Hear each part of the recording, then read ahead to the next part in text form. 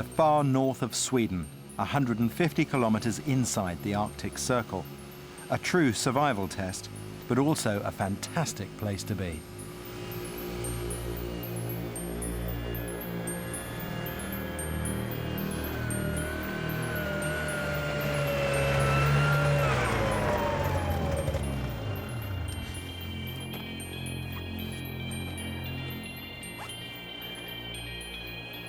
You don't need any prizes for realizing that in this environment, cold is your biggest problem.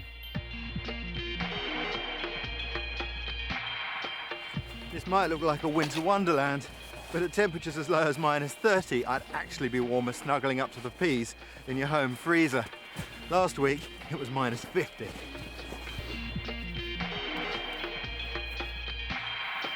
But all joking aside, in temperatures like these, one small mistake, like losing a glove, can cost you your fingers with frostbite, or even worse, your life.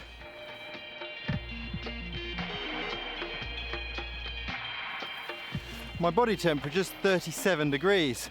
So on a day like today, I've got to maintain a difference between the environment and myself of 70 degrees. Not surprisingly, my priorities are shelter and warmth.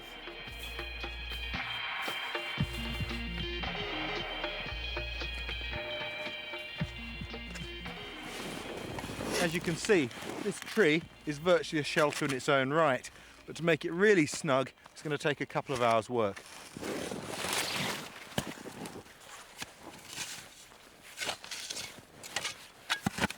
One thing that's always important in the Arctic is a sharp knife, but perhaps even more important than that is this, an axe. And if it's not sharp enough to do that, it's really not much use. A good tip, knock the snow down first, unless you want it down your neck when you start chopping.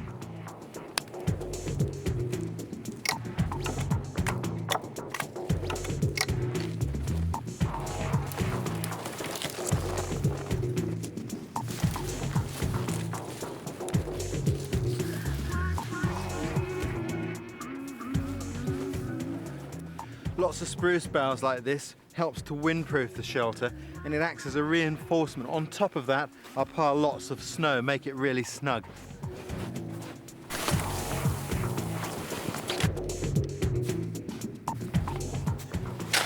Shoveling the snow on like this packs it all down, makes the shelter completely windtight, which means I'll stay warm in there in the night. Despite being -30, shelter building is hot work, and you must be careful that your sweat doesn't freeze in your clothes once you stop. It's better to keep cool by taking a layer of clothing off first.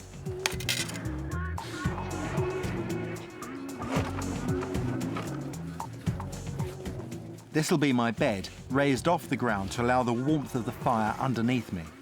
For the fire itself, I've dug down to the ground. That's to prevent moisture melting in the early stages of the fire and putting it out. But also, to make sure the fire lights well, I need to insulate it from the ground, and for that, I've split some wood. And I'll just lay that in there as a bed to begin with. Lighting fires when it's this cold can be difficult.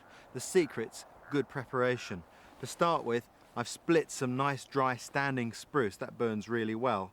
I've collected some dead, dry birch bark. That'll help get the flames built up to start with, and to make those catch properly, some nice dry spruce twigs.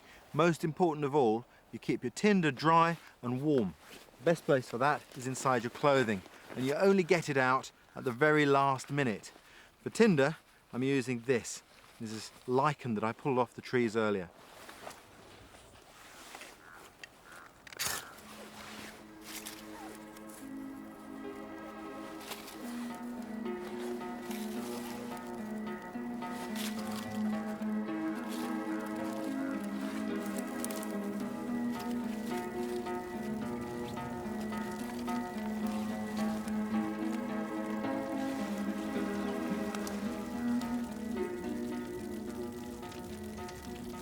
Fire's great for morale, but it's important to have enough firewood so that it doesn't go out at the coldest point in the night.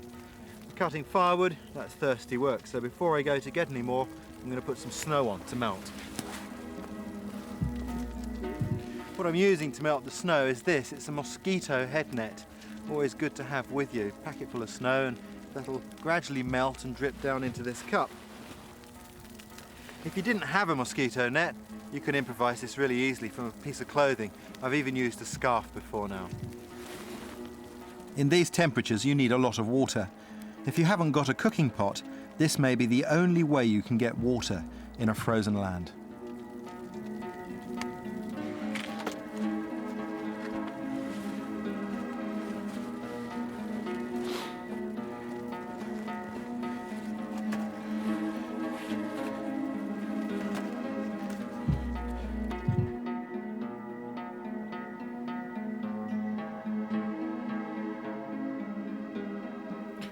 Well, that's great. With the fire going now, I've got really comfortable shelter. This fire is a special fire. It gives out a lot of heat, nice warm dry atmosphere to keep me cozy, and it enables me to dry off any wet clothing. Of course, now I have to think about what I'm in contact with. So on the bed I put down lots of spruce boughs, and also where I put my feet, because the snow can conduct heat away from my body 20 times faster than those branches. And that's an important thing. In fact, knowing what not to touch is critical out here. That aluminium shovel I was using earlier, well, the aluminium will conduct heat away from my body 100 times faster than ice. And just to show you that, a few minutes ago, I cracked an egg on here, and that's it. That's not cooked there, that's frozen. Because the ambient temperature is 32 degrees Celsius below zero. And this is what happens to a banana. It goes as hard as iron. You could use it as a tent peg. In the winter, most of the useful plants are hidden under snow, but at least the needles from a pine tree can be cut up fine to make a warming drink packed with vitamin C.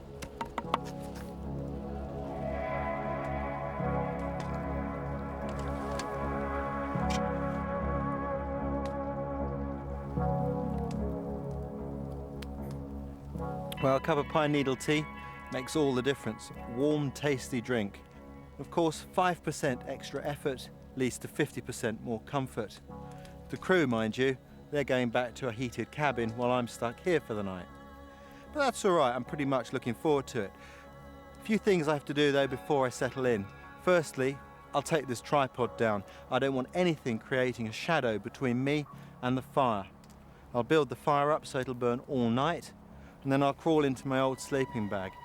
One important thing to remember with sleeping bags in the Arctic is not to have your head down inside the bag, because if your breath goes into the sleeping bag, it condenses there and you get cold.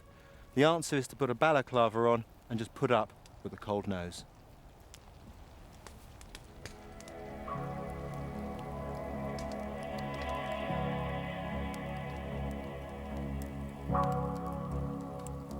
And it is going to be cold. Nighttime temperatures can drop below -50.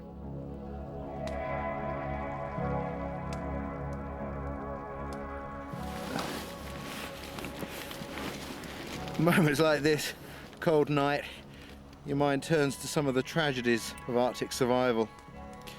In 1942, for example, a B-26 bomber crashed in Labrador. The crew made it to the ground safely, but then slowly they starved to death. The real irony was they were only an hour and a half's walk from an Inuit village. Because of things like that, instances where people died and they needn't have, survival training has been taken very seriously by the military. While I'm here in the Arctic, I'm going to visit just such a course.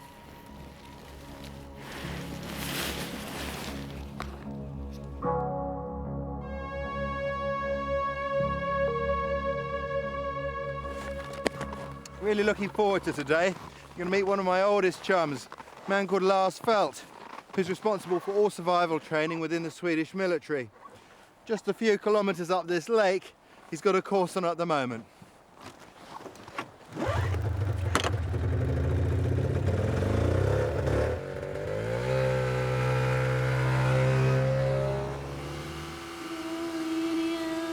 A few years ago, the Swedish army realised that recruits raised in the cities no longer knew how to take care of themselves in the wilds. So Lars was ordered to organise survival training. The Arctic training he runs is second to none in the world. This course is for soldiers who want to become survival instructors, and it's tough. They'll be on their own for 5 days without food or supplies. The shelter they're making is called a quinsy. You can't build igloos here because the snow is too powdery. So you make a big pile of snow and then hollow it out using sticks to ensure the thicknesses of the wall are even. When you uncover the tip from inside, you stop digging.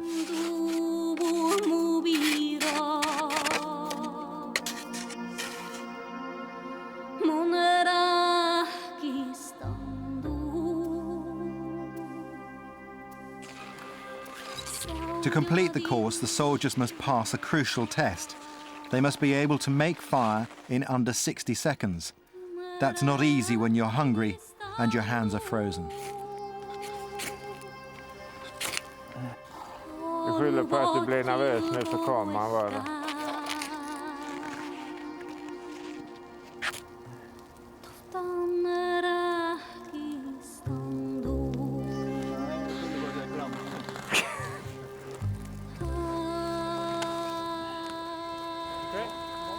The ability to light a fire is obviously important in the Arctic, but fire can do more than just keep you warm. It can get you rescued. This special fire instantly sends dense smoke high into the air, attracting the attention of rescue planes overhead.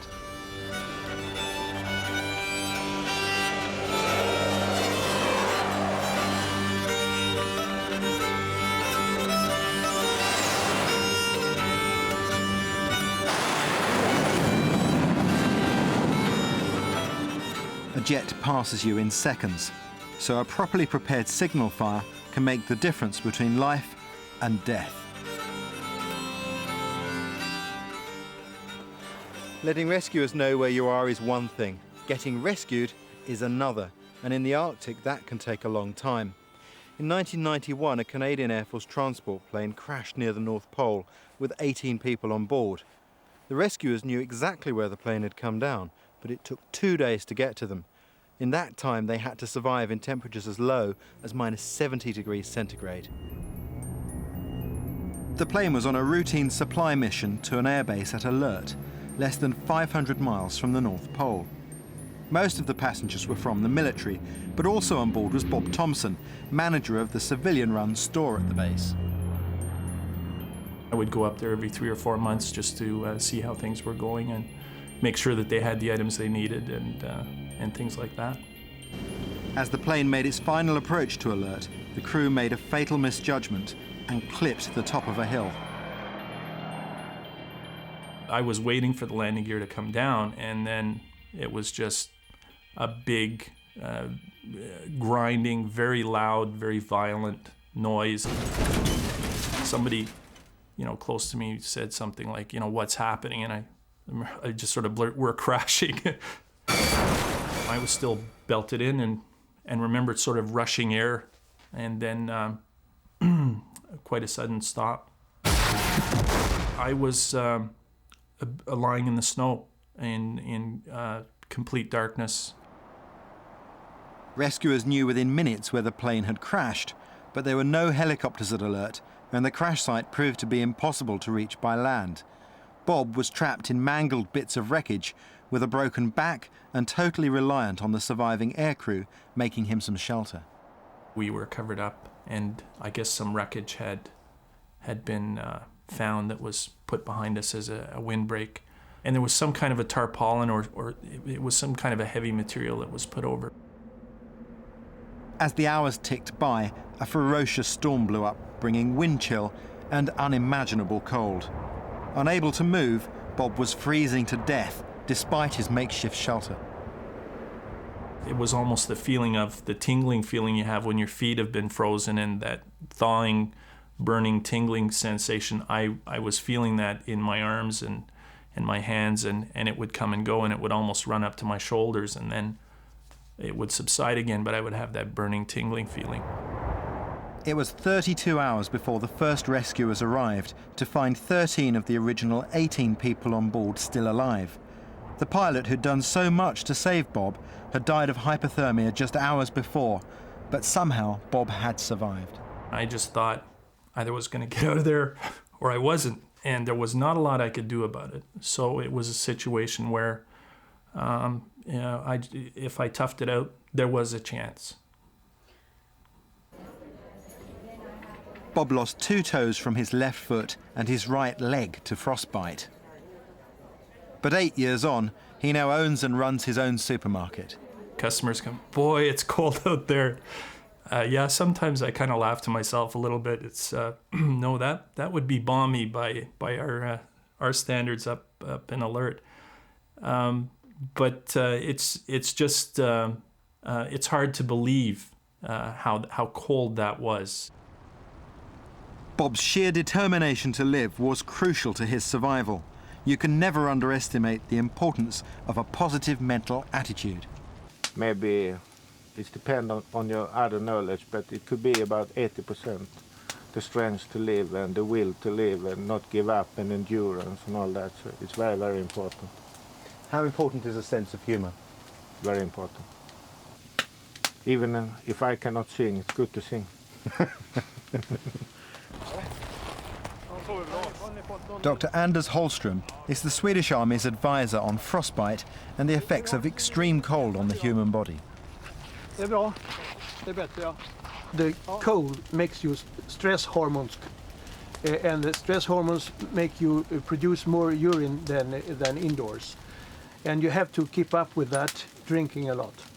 Because if you get dehydrated, the blood volume goes down and the circulation goes down, and perhaps your ability to work goes down. So drinking is one of the vital things to think of. In the Swedish Army, getting frostbite is a court-martial offence. How do you thaw frostbite? Well, you take your hand, put it on a place where it's white, and you just get the heat from the hand, and then the white spot is going away. But there's a problem if you have the hand. You have to put it inside your clothing like that, or if your feet, you have to put it in your comrade's armpit. Is it dangerous to heat your hands too quickly? Well, if you heat it with body heat is no difficult, but don't heat it on the fire, because you can't know how strong the fire is.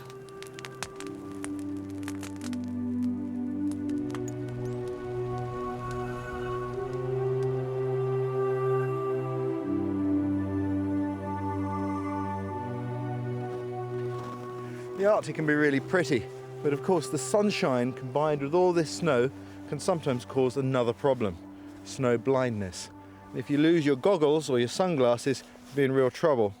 In those situations, you may have to improvise some sort of blinker using bark, cloth, or even carved out of wood like this, Inuit style. And they really work.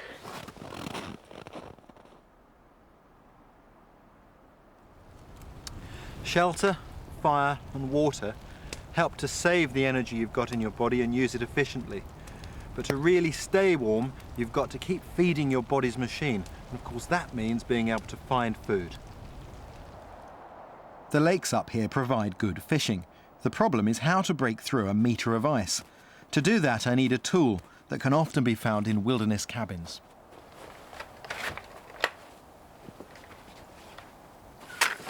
That's what I'm looking for, an auger. That makes drilling through the ice real easy.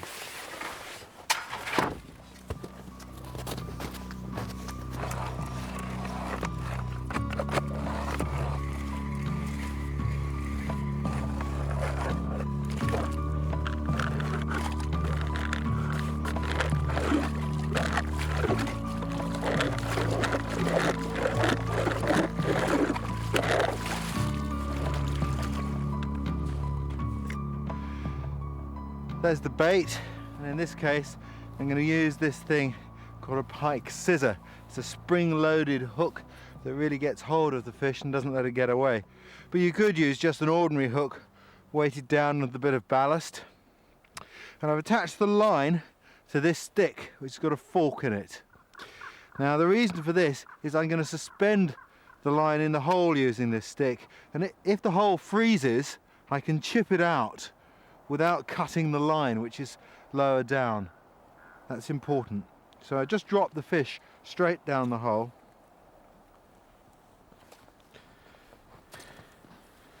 Have to encourage him down a little bit. Use another stick for that. There he goes. Down it goes. So hold that there. You can put it on the lip, but it's better to use a second stick like this. Now, fishing holes like this freeze from the edge in if they're left on their own. So to prevent that, I'm going to stuff some spruce boughs down beside it. Right here. A good packing of spruce boughs will stop it freezing hard.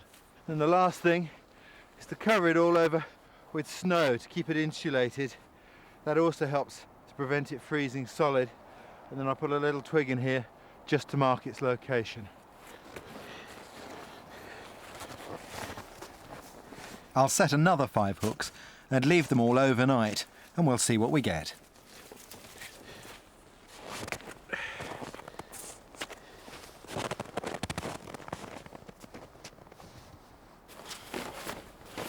Tell you what, that's the coldest my hands have been all the time I've been here.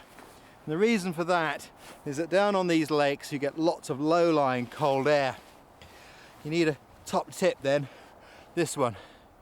If you can't touch a little finger to your thumb and make this old Indian sign that means I'm all right, you're in trouble.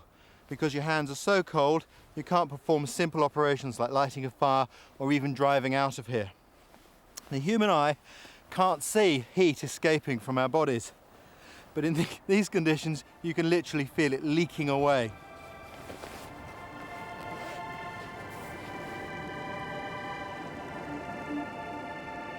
With a thermal imaging camera, you can really see what happens. The white and yellow areas show where I'm losing most heat. When I take off my glove, you can see just how quickly heat transfers to the glove. And if I touch anything like a glass fibre snowmobile with my bare hand, you can see how much heat I lose by conduction.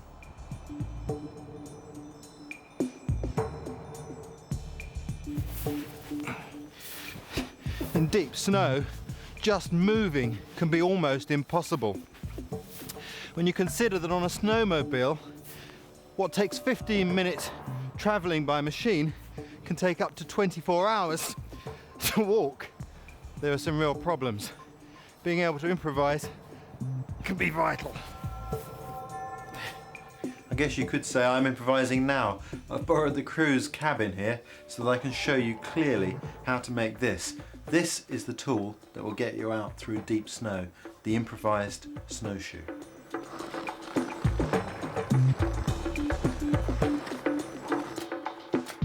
Any wood will work for this as long as it's flexible. Stripping the bark off helps the bindings to stay tight. Now I'm just going to tie them loosely to start with at the fine tip. Now I've got to establish the point of balance for the snowshoe, because when I walk in it, only the toe is going to be attached, and I want the point to tip up so that it doesn't dig into the snow each time I take a step. There we go, I've lashed on the two cross pieces. This forward one goes under the ball of my foot and this rearward one under the heel. I've obviously used nylon cord. There's no real way of improvising that from natural materials in this environment in the winter. So that's one of the critical pieces of equipment you should always have in your pocket. At the tail end of the snowshoe, I just loosely bind the sticks together so that there's a bit of movement in them, some play, so they don't get broken. To finish a snowshoe, I need to curve the prow up like that, just like a ski, with this cord here, and put on some binding material. I'm using lampwick, which is a strange material that very commonly used in the far north. It's been used for binding materials for centuries, and it's absolutely perfect for this job. something you can often find left in cabins.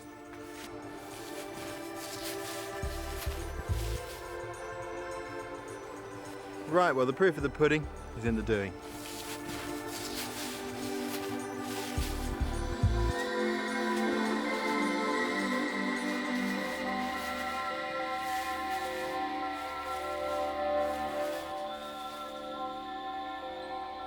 In survival situations, small things can make big differences. It's the custom in the Arctic Circle to always leave kindling in refuge huts so that someone who's cold can rewarm themselves quickly. It's also the custom to leave a box of matches with the matches sticking out like that, something that saved many lives. A few years ago, a man stationed in a remote weather station in Greenland managed to save his own life by following this common courtesy. He'd gone polar bear hunting with a colleague when, after spending the first night in a hut, they set out on a snowmobile in temperatures of -20. Well, they hadn't gone very far before the machine broke through ice. The passenger managed to jump off, and he took his gloves off and pulled the driver off of the machine, which had already gone into water. They tried to stagger back to the hut, but after only 100 yards, the driver collapsed and died. The second man struggled on, knowing his only hope was to reach the hut.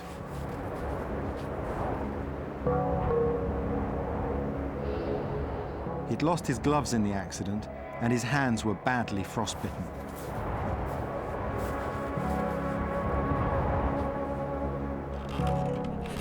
By the time he made it into the hut, his hands were useless, but he still managed to light the fire.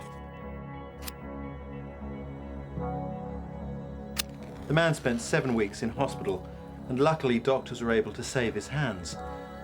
But without a doubt, he owes his life to his own thoughtfulness for others and remembering to leave that simple matchbox. Oh, it's a beautiful morning. Right, well, now's the moment of truth. Gonna see what's in those fishing holes. The crew have bet me a whiskey that there won't be anything.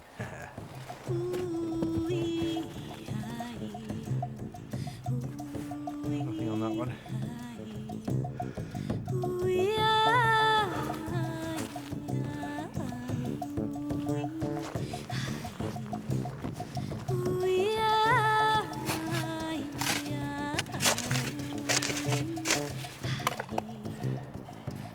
Hello, hello, hello. Come on, Mr. Pike. That's great.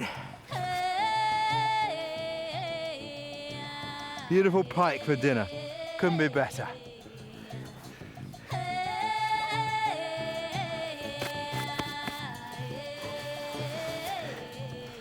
Another one. Number 2. Perfect. Well, not bad haul though. 2 nice pike. Pretty good, I reckon, for one night's fishing. I think that'll be a double whiskey, boys. A good meal and a drink. I can't believe my luck. Sometimes survival skills really do pay off. Next week, the power of positive thinking.